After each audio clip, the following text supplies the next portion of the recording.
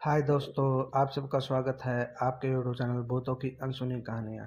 आज जो है मैं कहानी आपको बताने जा रहा हूँ। इसका नाम है एक डरावनी सच्ची घटना। चलिए बढ़ते हैं आज की कहानी की ओर। रिया अपने मम्मी सुमन और पापा विनोद के साथ दिल्ली में रहती थी।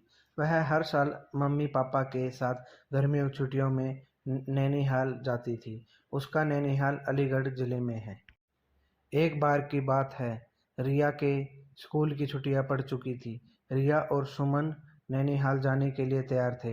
विनोद को ऑफिस में काफ़ी काम होने की वजह से शाम को छुट्टी मिल पाई। दिन ढल चुका था। सुमन ने कहा, अब रहने दो, अब जाने का सही समय नहीं है। सुबह होते ही हम अलीगढ़ के लिए निकल जाएंगे। इस पर विनोद ने कहा, हमारे पास खुद की कार है। दिन ढल गया है तो क्या हुआ, हम कौन सा वाहन बदलना है। रिया भी जिद करने लगी, मम्मी अभी चलो ना, मुझे अभी नानी के घर जाना है।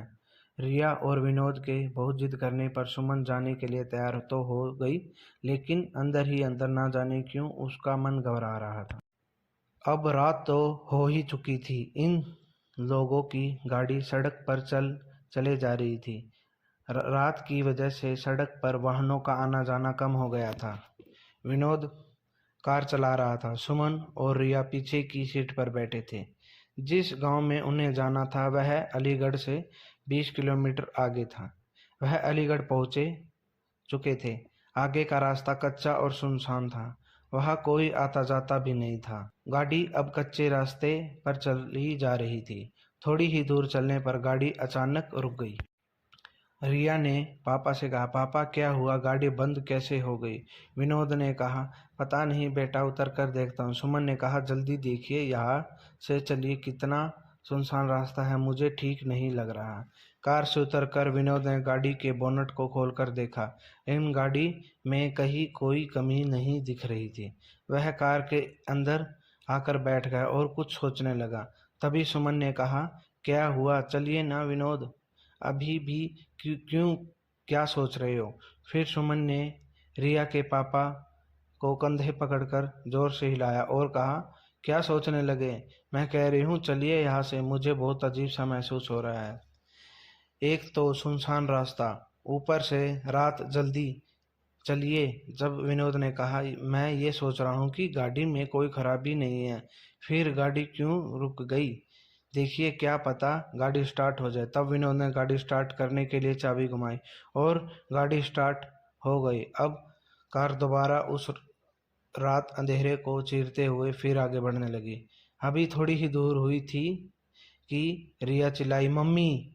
एकदम से विनोद ने कार को रोका और दोनों मम्मी पापा ने रिया से कहने लगे, क्या हुआ बेटा, चीखी क्यों। इस पर रिया ने कहा, पापा मुझे ऐसा लगा कि जैसे हमारी कार के नीचे एक आदमी और औरत आ गई। विनोद ने कहा, नहीं बेटा, ऐसा कुछ नहीं है। अगर आदमी अगर वह औरत और आदमी कार के नीचे आ जाते तो हमें भी तो पता चलता, और वैसे भी रात बहुत हो गई है, मुझे नहीं लगता ऐसे में इस रास्ते पर हमारे अलावा कोई और होगा। रिया की आंखें डर से फटी हुई थी और वह कह रही थी, नहीं पापा, ट्रस्ट मी, मैंने देखा हम आदमी को। सुमन ने कहा, थोड़ी तेज चलाइए। गाड़ी की रफ्तार विनोद ने तेज कर दी। तभी कार के शीशे में विनोद को एक डरावना चेहरा दिखाई दिया। उस डरावने चेहरे को देखते ही विनोद का हाथ स्टीयरिंग से छूटा और गाड़ी का बैलेंस बिगड़ने की वजह से गाड़ी उधर उधर चलने लगी। जैसे तैसे करके विनोद ने अपने आप को गाड़ी को संभाला। तभी सामने एक औरत और आदमी दिखाई दिए जो गाड़ी को रोकने का इशारा कर रहे थे, लेकिन विनोद ने गाड़ी नहीं रोकी बल्कि गाड़ी की रफ्तार और तेज कर ली, क्योंकि अभी तक वह रिया की बात पर विश्वास नहीं कर रहे थे। अचानक से उन दोनों आदमी औरत को ऐसा कार के सामने आने का लिफ्ट मांगना सुमन और विनोद को डर के मारे भरने के लिए काफ़ी था। विनोद तो पसीने से लथपथ गाड़ी को अंधाधुंध रफ्तार में भगाया जा रहा था। तभी ये हुआ, वह औरत और आदमी जिनको विनोद ने पीछे छोड़ा था फिर सामने खड़े थे और गाड़ी रोकने का इशारा कर रहे। तब तो उन तीनों की जान मुंह में आ गई थी। अचानक सुमन का फ़ोन बजा। हेलो। दूसरी तरफ से सुमन का भाई अर्जुन बोल रहा था। हेलो दीदी, कैसी हैं आप?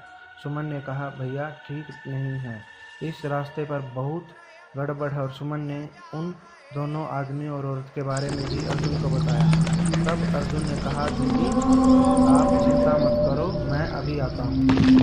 10-15 मिनट बाद ही अर्जुन वहाँ पर खड़ा था। विनोद ने गाड़ी रोकी और वहाँ, अच्छा हुआ अर्जुन तुम आ गए, पता नहीं क्या हो रहा है हमारे साथ, कुछ समझ ही नहीं आ रहा। अर्जुन ने कहा, कोई बात नहीं जीजाजी, मैं आ गया हूँ ना, अब आपको कोई प्रॉब्लम नहीं होगी। अर्जुन भी अब कार में बैठा और कार की तरफ चल दी।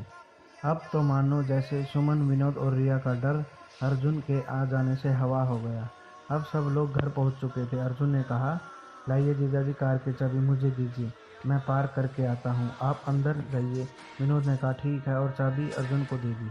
जैसे ही रिया और उसके पापा ने घर में एंट्री किया तो तीनों चौंक पड़े। घर सब लोग रो रहे थे और सामने किसी की लाश पड़ी थी।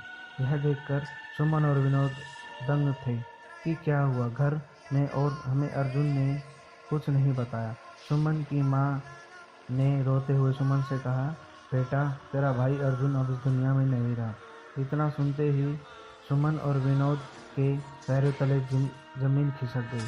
सुमन को विश्वास ही नहीं हो रहा था, क्योंकि जो भाई घर के बाहर तक उसके साथ था, वह घर में उसकी लाश पड़ी थी।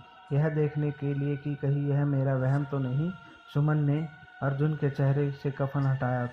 यह था, हाँ यह सच था, जो लाश पड़ी थी वह अर्जुन की थी। सुमन के पिता ने बताया कि रात 9 बजे अर्जुन अपनी बाइक से घर आ रहा था, तभी उसकी बाइक को एक ट्रक ने जोरदार टक्कर मारी, जिससे उसके सर में चोट आ गई और मौके पर ही मौत हो गई। अगर अर्जुन मर चुका था तो जो बाहर था वह कौन था? दोस्तों कभी कभी ऐसा होता है कि हमारे अपने हमसे दूर जाने के बाद भी किसी न किसी वजह से जुड़ जाते हैं, और जैसे किसी घर की सदस्य के मरने वाले का हद से ज़्यादा प्रेम हो और भी ज़्यादा वजह हो सकती है। इस कहानी के बारे में अपनी राय हमें ज़रूर दें।